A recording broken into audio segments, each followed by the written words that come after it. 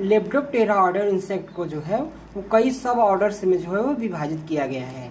सब ऑर्डर्स में जो है वो कई आधार पे, अलग अलग आधार पे जो है इनको कई सब ऑर्डर्स में विभाजित किया गया है। जो पहला इनका आधार है वो मॉथ्स एंड बटरफ्लाई के आधार पे, मॉथ और बटरफ्लाई के आधार पे इनको किस प्रकार से बांटा गया है।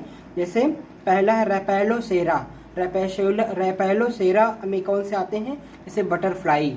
और दूसरा है हेट्रोसेरा, हेट्रोसेरा में आते हैं मॉथ्स।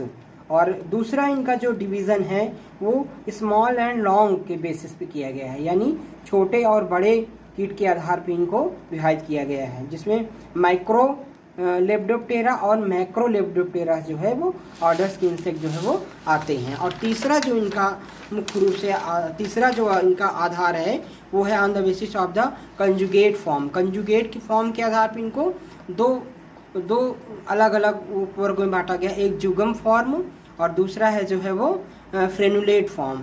जुगम जिस ऐसे इंसेक्ट आते हैं जिसके अंतर्गत जो है वो उनका जुगम फॉर्म का विंग्स पाया जाता है, वो जुगम फॉर्म में आते हैं। और ऐसे भी इंसेक्ट जिसमें जो है फ्रेनुलम टाइप्स का विंग्स जो है उपस्थित होता है, वो जो है फ्रेनुलम वाले इंसेक्ट सब ऑर्डर्स के अंतर्गत आते हैं। परंतु जो मॉडर्न साइंटिस्ट हैं, जो मॉडर्न क्लासिफिकेशन किया है जिन्होंने, जिनको इम्स कहते हैं, इम्स ने 1961 ईस्वी में इसका आधुनिक वर्गीकरण किया था। इस ऑर्डर को, लेप्डोप्टेरा ऑर्डर को तीन प्रकार के 100 ऑर्डर्स में जो है वो क्लासीफाई किया था। पहला था जिग्लोप्टेरा, दूसरा है मोनोट्राइसिया और तीसरा है डाइट्राइसिया।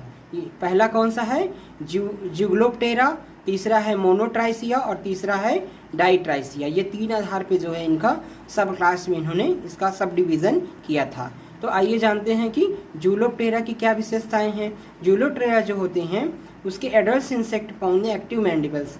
जो एडल्ट इंसेक्ट होते हैं उसके माउथ पार्ट जो पूर्ण रूप से विकसित होते हैं, उसके मैंडिबल्स जो होते हैं वो पूर्णतया एक्टिव होते हैं। और लैशिनिया पूर्ण रूप से फुल्ली डेवलप्ड होती है। जो लैशिनिया होती है वो पूर्ण विकसित जो है वो पाई जाती है। और फीमेल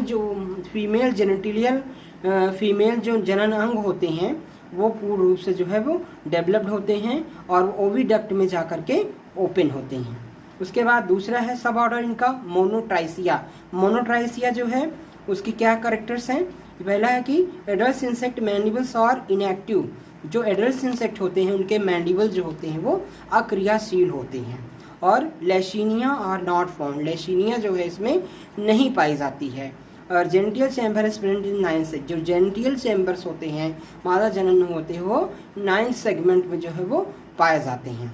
इसके बाद तीसरा सब ऑर्डर्स है ड्राइट्रीसिया। ड्राइट्रीसिया में क्या होता है, इसके क्या कैरेक्टर्स हैं। जो egg pots are present in 9 से, जो एग पॉट्स होते हैं फीमेल में वो 9 सेगमेंट में जो है वो पाए जाते हैं। और 4 wings are known as the jugum. जो इनके 4 विंग्स होते हैं उसको जुगम बोलते हैं और हैंड विंग्स को क्या बोलते हैं, फ्रेनुलम बोलते हैं। 4 wings are known as jugum and hind wings are known as the frenulum. तो ये जो है इनके कैरेक्टर्स हैं। उसके बाद हम आते हैं some family of agricultural importance.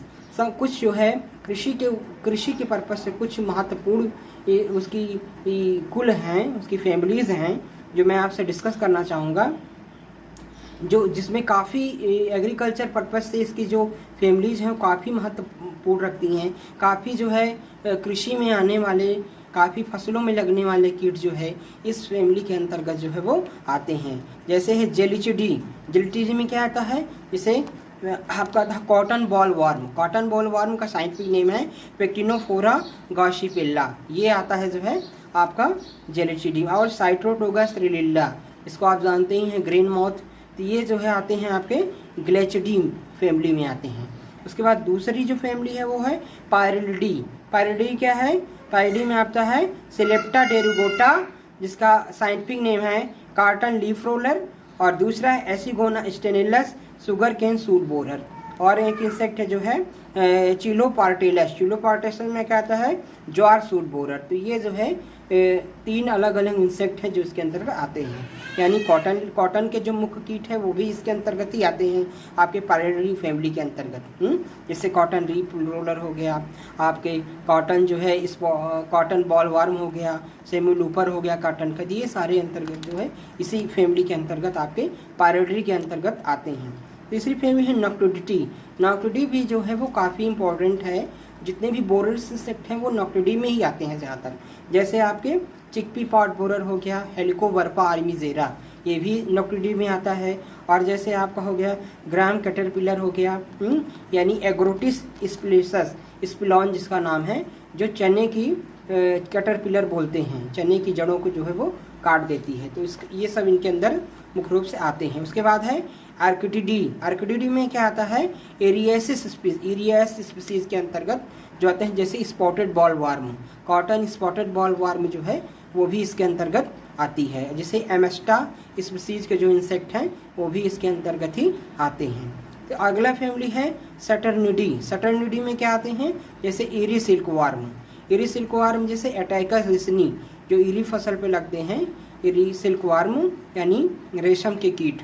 और टसर सिल्क वार्म जो टसर के फसल पे जो है वो लगते हैं सिल्क वार्म, रेशम के कीट, जैसे एथेनिया अशामा, ये भी इसके अंतर्गत आते हैं। और अगली फैमिली है जो है बैम्बिसिडी। बैम्बिसिडी में क्या आते हैं, जैसे बम्बेक्स मोराई, यानी मलबरी इंसेक्ट जो होते हैं वो इसके अंतर्गत जो है इस फैमिली में आते हैं। तो काफ़ी जो है वो आपके एग्रीकल्चर पर्पज से काफ़ी इम्पॉर्टेंट ऑर्डर है और काफ़ी जो है कृषि में महत्व रखता है, और काफ़ी जो एग्रीकल्चर पेस्ट हैं वो इसके अंतर्गत आते हैं। Thank you.